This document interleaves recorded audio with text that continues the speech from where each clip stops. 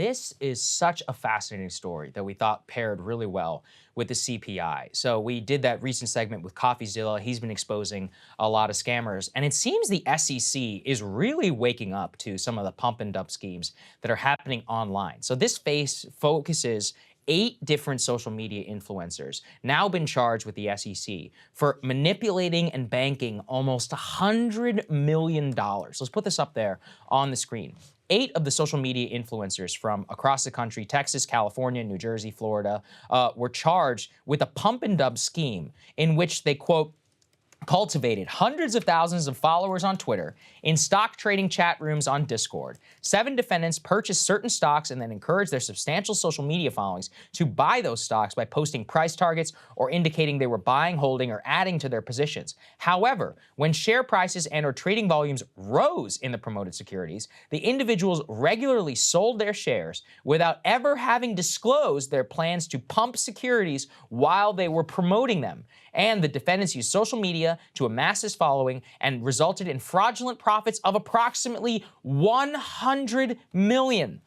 Just to give you an idea of exactly what some of the tweets that some of these gentlemen were engaged with, our producers went ahead and pulled my personal favorite. Let's put this up there on the screen. Mr. Zach Morris, quote, "I love pumping." Okay, could go a lot of different ways. A little bit of an admission there. Yep. A little bit of ambiguity, not though whenever you pair it with the SEC complaint. Also, our producers did a phenomenal job and pulled these text messages, which are just so hilarious, that give you an example of how brazen that these guys were. Let's put this up there. So they literally go and say, if you didn't bank with the gang today, IDK, what's wrong? I gave this alert on Twitter. Hope everyone banked on this one. Did exactly what I said. And then, new high of the day. I didn't want to just keep talking about it. All right, goblins, I'm out for the day. Everyone should have banked with me on this initial call. Love you guys. I'll see you all tomorrow to make stupid money with all of you again. Next, I'll never get sick of pumping, quote, ... money into my followers' bank accounts. Let's all get rich. Next, every member of the admin have the same goal: get as many people away from the 9-to-5 slavery into the area of financial freedom and FU money. Our gains are seeing stories of our others paying off debt, and banking is much more rewarding.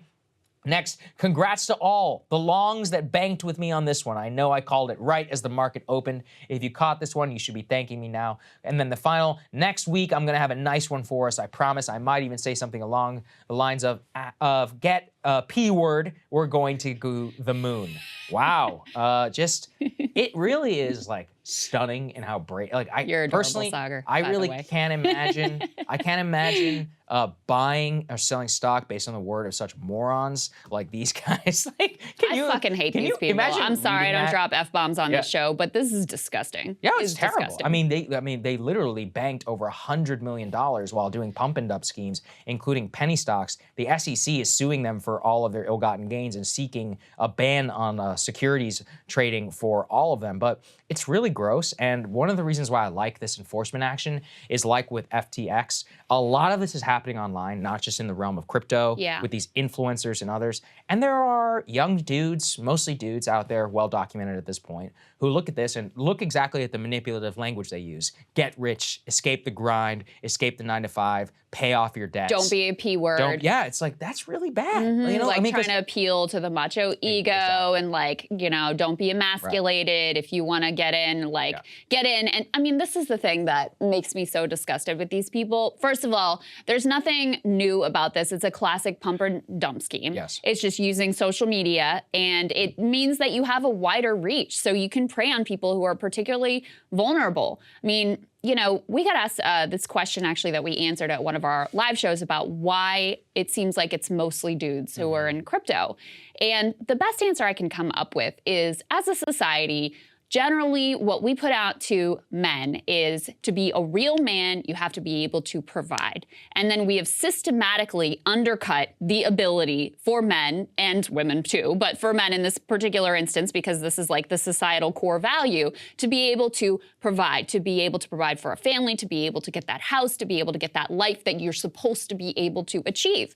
And then you also have, layered on top of that, a complete lack of trust in the established financial system, system, understandably so, especially after the financial crash. And it's made a lot of people vulnerable to like, hey, I have this secret special knowledge, and if you just do what we do, you're going to be on the right side of things. You're going to be able to make this cash. You're stupid. You're a pussy if you don't do it.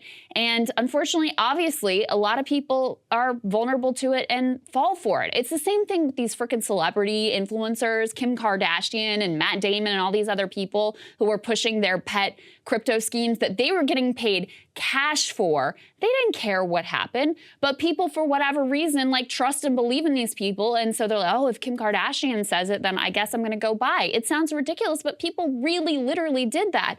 It's so disgusting. So they would push this to their followers, say it's guaranteed money, basically, you're stupid if you don't do it. And then the minute that the stock price goes up, they're out. They didn't tell their followers that they had jumped ship, that they were out of the position, and, you know, continue the whole fraud up until now. So kudos to the SEC for going after these guys, because it is just so disgusting to manipulate and take advantage of people like this. Yeah, and there's a lot of celebrities getting sued right now. Tom Brady, Giselle, Steph Curry, David Ortiz, all of whom endorsed FTX and are being sued because some people put their life savings in as a result. I mean, look, again, look, would I put my life savings in? There are a lot of people that I admire. If they told me to do that, no, I wouldn't do that.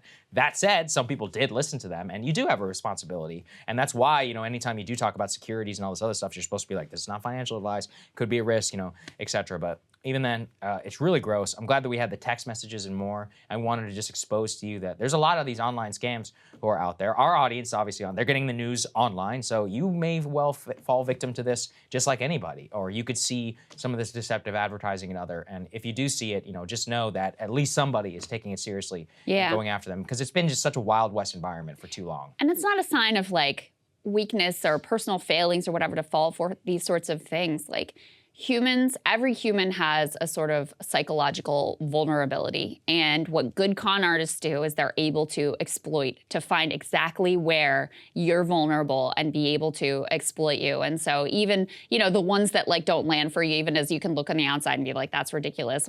How would anyone fall for that? Like, we're all vulnerable to the right, correctly worded scheme ultimately. So anyway, I just feel bad for the victims, and I'm very happy that the SEC is going after these assholes. Hey guys, ready or not, 2024 is fully upon us now, and Saagar and I have been brainstorming ways that we can really up our game for this critical election. Yeah, we rely on our premium subs to expand our coverage, to add staff, to upgrade the studio. We just want to give you the best independent coverage of this election, which is possible. So if you can help us out, become a premium subscriber today, breakingpoints.com, or the link is down here in the description video. It really means the world to us, and if you like what we're all about, this is the best possible way to keep us 100% independent, working only for you.